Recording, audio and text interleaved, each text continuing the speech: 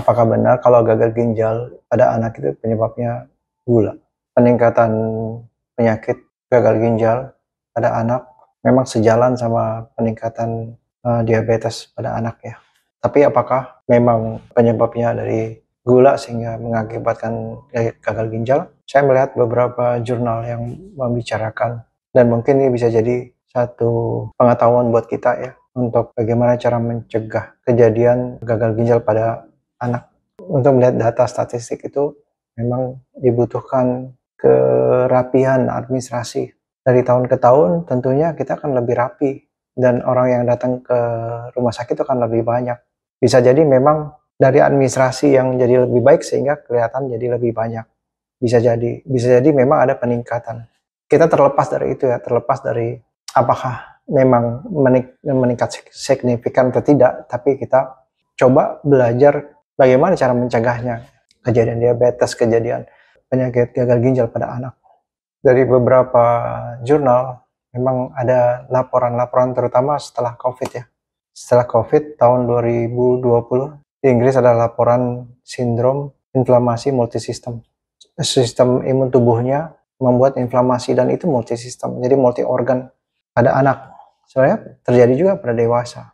Karena walaupun virus COVID itu dia menyerang langsung ke sistem imun, sehingga sistem imunnya berlebihan dengan jumlah imun yang banyak, dan itu menyerang diri sendiri. Akibatnya ada problem di pengaturan pembuluh darah sehingga konstriksi, mengakibatkan pengecilan pembuluh darah, mengakibatkan problem di ginjal. Jadi ada gangguan di sistem renin, angiotensin, aldosteron, dan problem ini bisa menyebabkan gagal ginjal kronis.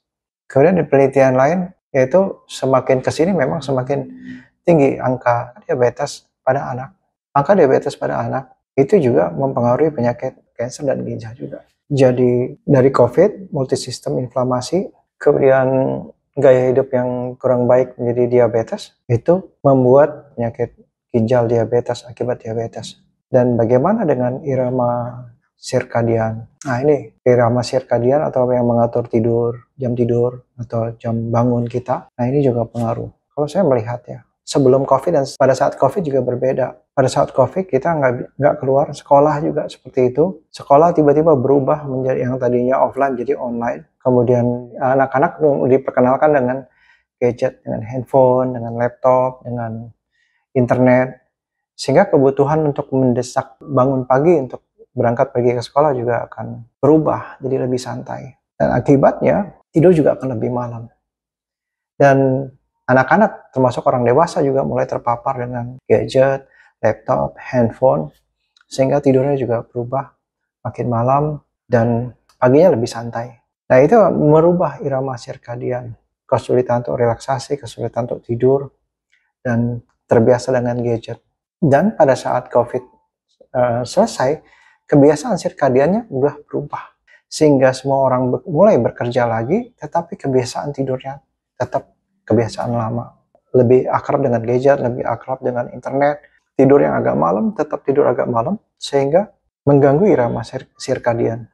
Dari penelitian di Korea, orang yang tidurnya di bawah 6 jam, dia besar punya resiko untuk terjadi penyakit kronis seperti termasuk gagal ginjal.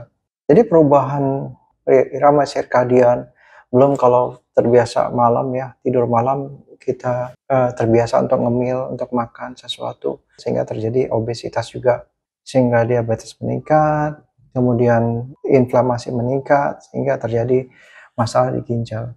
Apa yang bisa kita ambil dari sini? Artinya kita mesti mencontohkan ke anak-anak. Nggak bisa mereka kita sudah tidur sementara kita sendiri sibuk dengan aktivitas di malam hari.